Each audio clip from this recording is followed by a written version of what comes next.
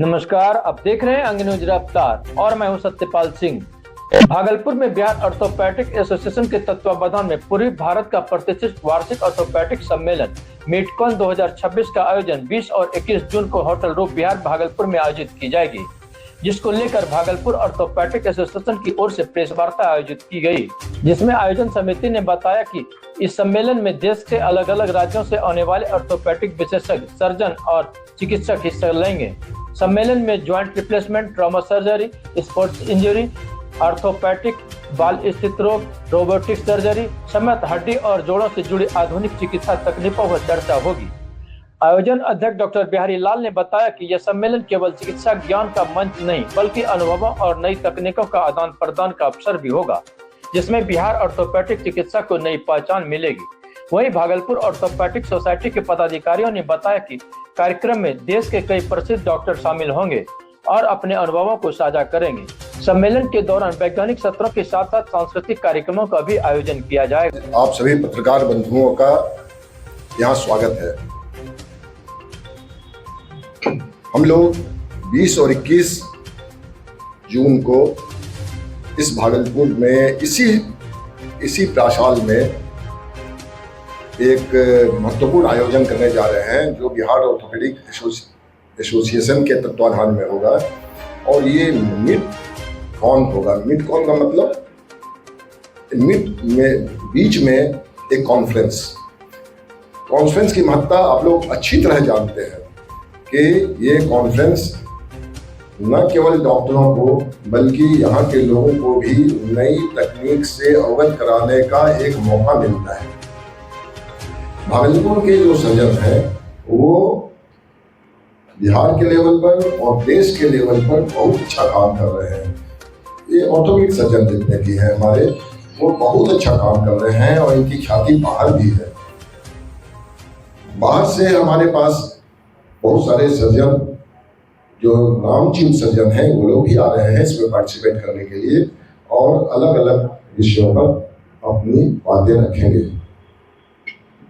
हम चाहेंगे कि आप इस आयोजन में अपनी पूरी सहभागिता दिखाएं, आए, कवर भी करें और हमारा साथ भी दें, क्योंकि इससे हमारे भागलपुर का गौरव बढ़ता है।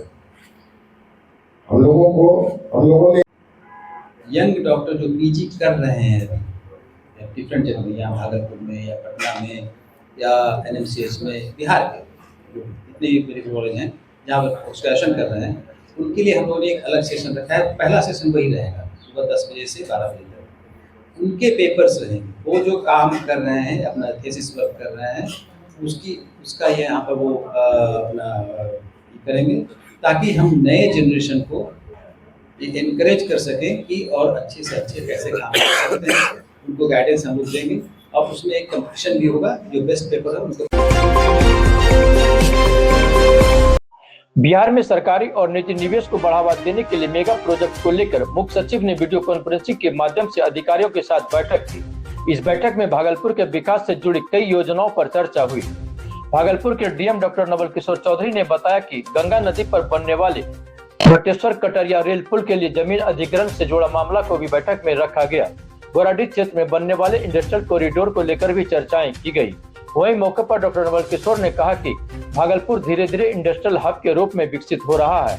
आने वाले समय में यहाँ इंडस्ट्रियल यूनिट के भी साथ साथ एजुकेशन सिटी और IT हब भी विकसित होने की दिशा में काम किया जाएगा।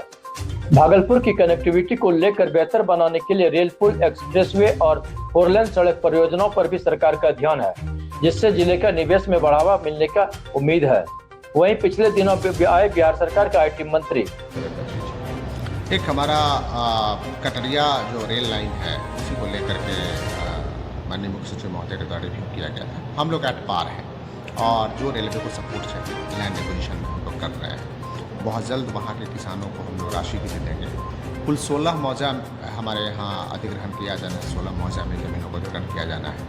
तो 11 में नोटिफिकेशन भी हम लोग कर चुके हैं, 5 में हम लोग प्रपोजल भी भेज चुके हैं। बहुत जल्द उसको नोटिफाई करके और आम किसानों की जो राशि होगी उनके खाते में डालते हुए उस पूरे इलाके में जो रेलखंड का निर्माण कराया जाएगा। और ये बहुत बड़ा अचीवमेंट होगा हमारा, क्योंकि विक्रमशिला जो कटरिया है रेल लाइन है इसका मुख्य उद्देश्य होगा कि जो हमारा नौगछिया से कटिहार का रेल लाइन है, उस रेल लाइन को भागलपुर जो रेलखंड है इससे जोड़ने का, इससे कनेक्टिविटी बहुत स्मूथ हो जाएगी और लोगों का समय काफ़ी बचेगा। और गंगा जी पे जो ये रेल पुल का निर्माण होगा, इससे कम्युनिकेशन बहुत फास्ट हो जाएगा। दूसरा क्या प्रोजेक्ट है? दूसरा प्रोजेक्ट है गोराडीह में इंडस्ट्रियल कॉरिडोर का है। उसमें मैक्सिमम गवर्नमेंट लैंड है और कुछ प्राइवेट लैंड है। वो भी लैंड एक्विजिशन की जो प्रक्रिया है 30 जून तक मेरा पूरा हो जाएगा। इसके बाद हम किसानों को उसमें राशि देंगे और उनकी ज़मीन पे फिर हम लोग जो इंडस्ट्रियल कॉरिडोर है, इंडस्ट्री उसको स्टैब्लिश करेंगे। अब सरकार की प्रायोरिटी है कि इन्वेस्टर्स को हमें ज़मीन उपलब्ध कराना, उसके लिए सारी कवायद। उसके लिए आपको अवगत करा दें कि कहलगांव में भी लगभग 650 एकड़ हमारे पास ज़मीन है और हम लोगों ने गोराडीह में भी, गोराडीह चूँकि अंडर डेवलप्ड एरिया था, हम लोगों ने ज़मीन का चयन किया और इस पर्पज़ से दिया है। इस इलाके में भी जब इंडस्ट्री हो जाएगी तो इंडस्ट्री विभिन्न इलाकों में रहेगी, विभिन्न जगहों पे रहेगी, तो लोगों का एंगेजमेंट होगा, लोगों को रोज़गार मिलेगा और लोगों की आय बढ़ेगी और भागलपुर का भी काफ़ी विकास होगा। जो इंडस्ट्रियल हब है सर, उसमें हमको लगता है कि जो इंसिलरी यूनिट है उसकी भी संभावना बढ़ेगी। बिल्कुल, इसमें है हम लोग लिंकेज बोलते हैं, फॉरवर्ड एंड बैकवर्ड लिंकेजेस, कि एक बड़ी इंडस्ट्री लगती है तो उससे जो छोटे छोटे पार्ट्स बनते हैं उसकी इंडस्ट्री पास में लगती है। उतना ही नहीं, उसके जो फर्दर जो उसका प्रोडक्ट होता है उसको एडजस्ट करने के लिए, उसको इंस्टॉल करने के लिए भी कई छोटी छोटी इंडस्ट्री लगती है। तो उससे काफ़ी संख्या में रोज़गार लगते हैं, काफ़ी संख्या में इंडस्ट्री लगती है और काफ़ी लोगों को लाभ होता है। पिछले दिनों IT मिनिस्टर भागलपुर में थे। नौगछिया थाना क्षेत्र के तेतरी गांव में मजदूरी का बकाया रुपया मांगने को लेकर हुए विवाद में एक महिला घायल हो गई। घायल महिला की पहचान तेतरी निवासी रानी देवी पति राजेश कुमार मंडल के रूप में हुई है।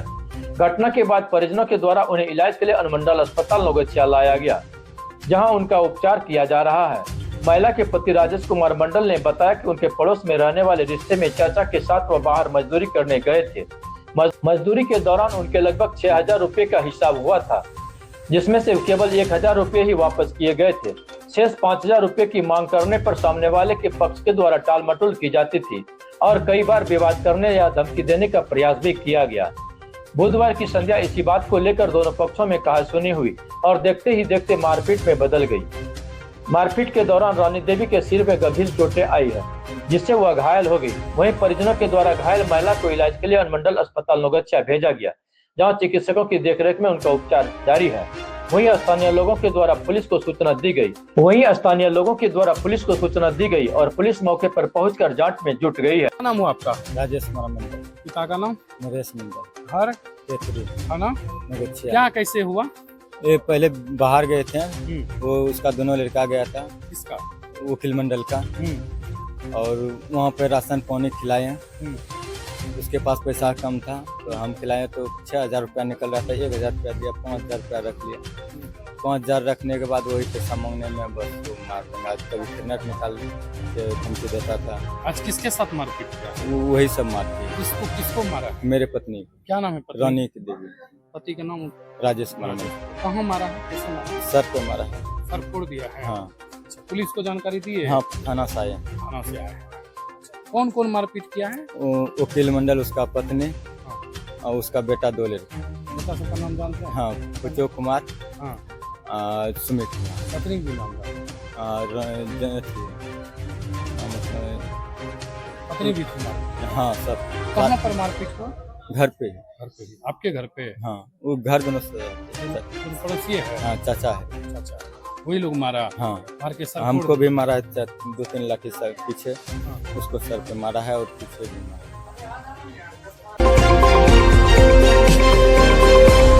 10 महीने से शिक्षकों और कर्मियों को नहीं मिला वेतन। आर्थिक तंगी से सारी व्यवस्थाएं अस्त व्यस्त।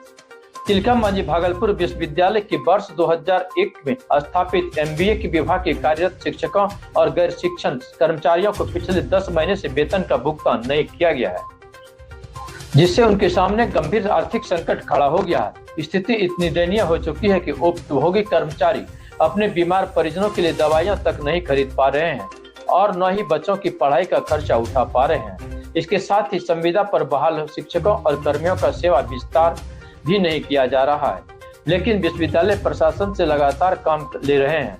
इस घोर लापरवाही और 10 महीने तक लंबित वेतन को लेकर जब विश्वविद्यालय प्रशासन को पक्ष जानने की कोशिश की गई तो मौके पर कोई भी सक्षम अधिकारी मौजूद नहीं मिला। इसको लेकर कर्मचारियों में भारी आक्रोश है। परेशानी ये है सर कि जो हमारे यहाँ जो हमारा सैलरी है और हमारा रिन्यूअल है ना, तो सैलरी हमारे यहाँ लगभग 10.5 महीना से ड्यू है और हमारा रिन्यूअल जो है टीचिंग का वो जो है पिछले अक्टूबर से ड्यू है और हमारे यहाँ जो नॉन टीचिंग स्टाफ है उनका अगस्त 2025 से ड्यू है। तो बस हमारी जो है विश्वविद्यालय प्रशासन से बस यही सौम्यम विनती है कि वो जल्द से जल्द जो है इस कष्ट से हमें निवारण दें, क्योंकि जो है आप समझ सकते हैं कि कोई भी कर्मचारी हो वो बिना जो है सैलरी का, बिना पैसे का काम कैसे करेगा। काफ़ी सारी परेशानियों का और दिक्कतों का सामना करना पड़ रहा है हम लोगों को पिछले 11 महीने से। परेशानियाँ की सर जो है वेतन नहीं है जी। मेरा नाम डॉक्टर हरीश कुमार हुआ। परेशानी अब ये तो नहीं कहेंगे कि मुझे कोई आर्थिक तंगी है, बस मेरा मुद्दा ये है कि मैंने बहुत समय लगाया है इस मुकाम पे पहुंचने के लिए, मेरा बहुत मेहनत लगा है और मैं बस इस सेवा को देना चाहती हूँ और इसके कंटिन्यू करने के लिए बस यही चाहूँगी कि बस इसका विस्तार हो ताकि मैं इस सेवा को आगे भी दे सकूँ। पेमेंट हाँ, पिछले रिन्यूअल का 2.5 महीने का और उसके बाद रिन्यू हो जाए तो और 7-8 महीने तो हो ही गए हैं। कह सकते हैं, लेकिन ऐसा क्योंकि मेरी फैमिली मेरे पे डिपेंडेंट है नहीं, इसलिए ये नहीं कह सकते कि वैसी कोई परेशानी है। बस एक मनोबल कि हमारा सेवा विस्तार हो जाए ताकि और डॉक्टर मणिकांता। मेरी माँ लीवर साइरोसिस की मरीज़ हैं और आप समझ सकते हैं कि कितनी महंगी दवाइयाँ आती हैं उसके इलाज में।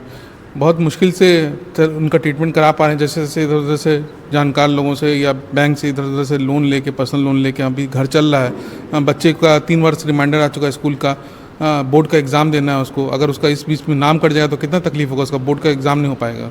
तो बहुत परेशानी आ रही है। बेटी है मेरी जो बोर्ड के एग्ज़ाम के लिए फॉर्म भर रही है। कितना महीना पेमेंट मिला? पिछले रिन्यूअल का 2.5 महीने का और इस रिन्यूअल का 8 महीने, लगभग 10.5 महीना हो गया हम लोगों को वेतन नहीं प्राप्त हुआ। कैसे घर चल रहा है? वही तो कर्जा लेके चल रहा है, पर्सनल लोन लिए हैं, कुछ इधर लोग जो जानकार लोगों उनसे पैसा मांगे हैं। आज भी दवाई लाना है, अब वही सोच रहे हैं किससे मांगे जाके पैसा। क्या चाहते हैं हम लोग का बस विनम्र निवेदन है यूनिवर्सिटी प्रशासन से कि हम लोग को ध्यान दिया जाए। हम लोग को पूरा उम्मीद है कि यूनिवर्सिटी प्रशासन हम लोग की ये गुहार सुनेगा। विनम्र गुहार है उनसे, जो अधिकारी बैठे हुए हैं शीर्ष में, कि हम लोग पर उनका ध्यान दें और संज्ञान लें इस मामले का, जल्द से जल्द संज्ञान लें। जैसा कि हमको 10 महीने से हम लोग को पेमेंट नहीं मिला है और इसके कारण मेरा बच्चा का पढ़ाई छूट गया, घर का दारू दवाई लेना मुश्किल हो गया, जो कि मेरे घर में हम अपना बहनों के घर में रखते हैं। शुरू से उसका थोड़ा सा बच्चा है, उसका दोनों किडनी फेल है, उसका दवाई हमें आज नहीं लेना है तो नहीं ले पाए बिना पैसा का अभाव में। बस उसी से मरेगा तो क्या करेंगे, भगवान भरोसे। हम लोग सोचे थे कि हम लोग काम करेंगे तो पेमेंट मिलेगा, लेकिन आज 10 महीने से पेमेंट नहीं मिल रहा है। खाली आश्वासन मिल जाएगा। बहुत परेशानी सर। पंकज कुमार चौधरी। भागलपुर के नाथनगर स्थित सीटीएस में प्रशिक्षु सिपाहियों का पारंपरिक समारोह आयोजित किया गया। प्रशिक्षण पूरा करने के बाद अब सिपाही पुलिस सेवा की जिम्मेवारी संभालने के लिए तैयार हैं। समारोह में आरक्षी महानिरीक्षक विवेक कुमार और वरीय पुलिस अधीक्षक प्रमोद कुमार यादव समेत पुलिस विभाग के कई अधिकारी मौजूद रहे। इस दौरान प्रशिक्षु जवान ने परेड कर अपनी क्षमता और अनुशासन का प्रदर्शन किया। पारण परेड को लेकर सिपाहियों में काफी उत्साह और खुशी देखने को मिला। अधिकारियों ने नए जवानों का हौसला बढ़ाते हुए उन्हें पूरी ईमानदारी और निष्ठा के साथ अपने कर्तव्य का निर्वहन करने की सीख दी। अब ये जवान पुलिस विभाग में अपनी नई जिम्मेदारी की शुरुआत करेंगे, जिसको लेकर प्रशिक्षित सिपाही के चेहरे पे खुशियां साफ नजर आई। जो भी आया है उसको साथ में ले जाकर काउंटर वाइज लगा हुआ है, जाके प्रेम से खाना खिलाएंगे।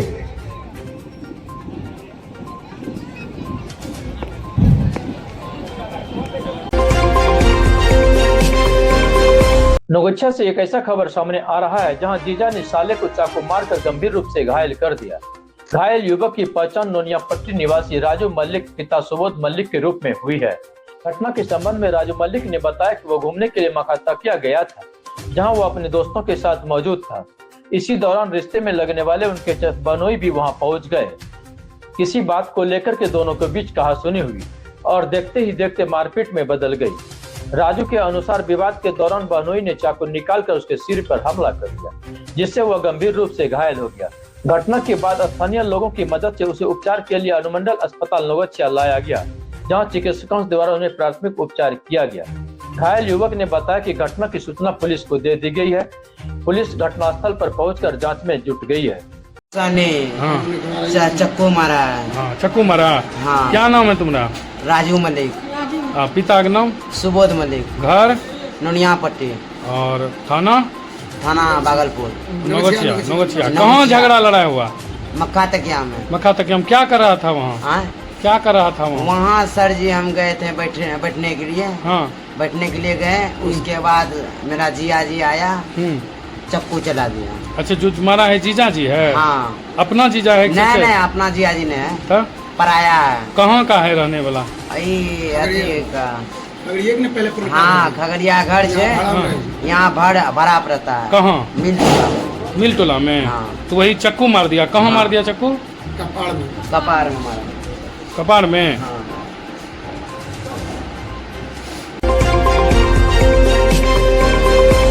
ततारपुर थाना परिसर में आगामी मुहर्रम पर्व को शांति एवं सौहार्दपूर्ण वातावरण में संपन्न कराने के उद्देश्य से शांति समिति की बैठक आयोजित की गई। बैठक की अध्यक्षता थाना प्रशासन द्वारा की गई, जिसमें थाना क्षेत्र के कई गणमान्य नागरिक, जनप्रतिनिधि, सामाजिक कार्यकर्ता, मीडिया कर्मी तथा मुहर्रम कमेटी के सदस्य उपस्थित रहे। बैठक के दौरान प्रशासनिक अधिकारियों ने सभी लोगों से आपसी भाईचारे और सामाजिक सद्भावना बनाए रखने की अपील की। उपस्थित लोगों ने मुहर्रम के दौरान निकलने वाले जुलूस, यातायात व्यवस्था, सुरक्षा प्रबंध तथा अन्य आवश्यकताओं को लेकर सुझाव भी दिए। अधिकारियों ने कहा कि पर्व के दौरान किसी भी प्रकार की अफवाह पर ध्यान न दें और किसी भी संदिग्ध गतिविधि की जानकारी तत्काल पुलिस को दें। बैठक में मौजूद मुहर्रम कमेटी के सदस्यों ने भी प्रशासन का पूर्ण सहयोग करने का भरोसा दिलाया। उन्होंने कहा कि सभी आयोजन निर्धारित नियमों और प्रशासनिक निर्देशों के अनुरूप किए जाएंगे, ताकि पर्व शांतिपूर्ण ढंग से संपन्न हो सके।